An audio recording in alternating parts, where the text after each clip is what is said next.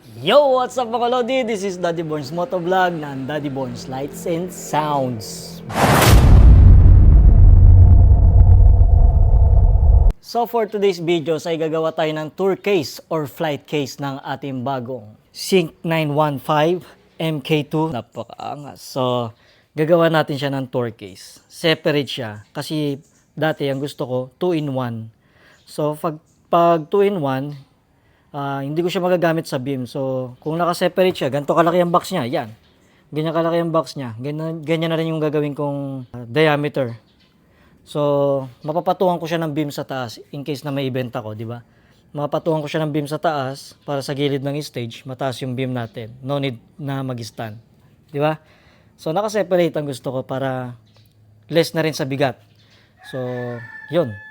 Umorder pa ako ng mga aluminum dahil yung mga aluminum ko dito is naubos na. Ito yung mga ginawa natin, no? Napakaangas. Huwag nyo sasama yung ilalim. Nabili ko lang yan sa kaibigan nating mabait.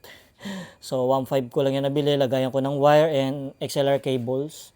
So ito yung ating Joson 4 channel na amplifier. And then ito yung ating mixer na Joson 12 channel. Joson Hawk 12. And then nandito yung mga processors natin. So alam bakit meron ako nito? Ba't may processors ako and ampli? Kasi may darating sa ating subwoofer box na bazooka box from kay Sir Lem, nagpagawa ko. And then kasi nandito yung ating Joson WBS 18.2 na 3,500 watts. So yan, ito yung mga alloy na ginagamit natin. 1-in-1 8 inches aluminum angle. And then ito yung aluminum tunge ba to? Basta, ewan ko kung paano siya i-pronounce, sorry. Ayan, no? So 10mm to, ang ginagamit kong plywood is 10mm. Kaya shoot yan sa plywood, pupukpukin mo pa para masikip siya. And then yung mga lock natin, at least kompleto pa. Pero naka-order na ako nito. Sa Shopee kasi, ang aluminum is 1 meter lang ang haba. So, mapipilitan talaga ako na i-separate ang box niya. At least magaang siya. And then lalagyan ko rin siya ng gulong. Yung loob, lalagyan ko ng carpet para maiwasan natin yung gasgas sa ating unit.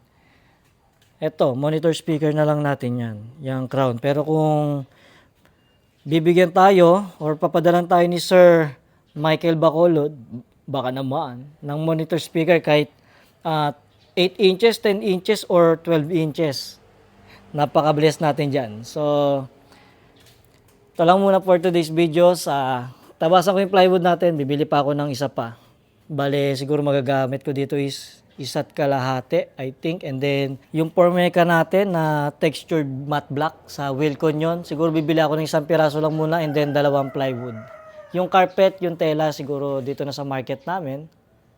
And then, yun. Tabasan na muna natin to. Gagawin kong box. And then, tatabasin ko yung ilalim para dun ipapatong yung mismong unit natin na active speaker. Iangat mo yung box sa ibabaw. So, tuturo ko mamaya. Sa ngayon, tatabasin ko lang muna. Abangan nyo yung next video ko kung paano tayo magbabalot.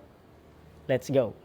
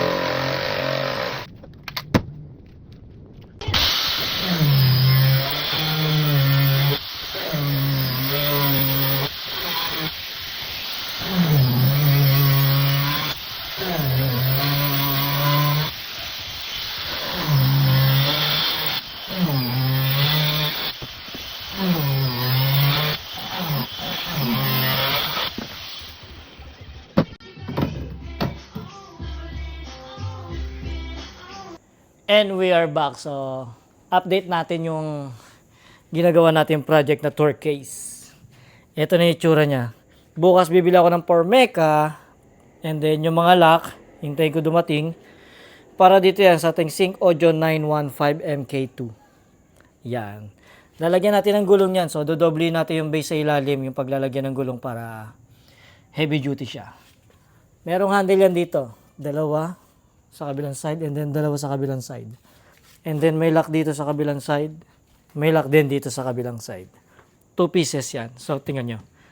Pwede natin siya patungan ng beam sa venue. Di ba? Nakapatong yung small beam natin dito para sa harapan ng venue. Napakaangas.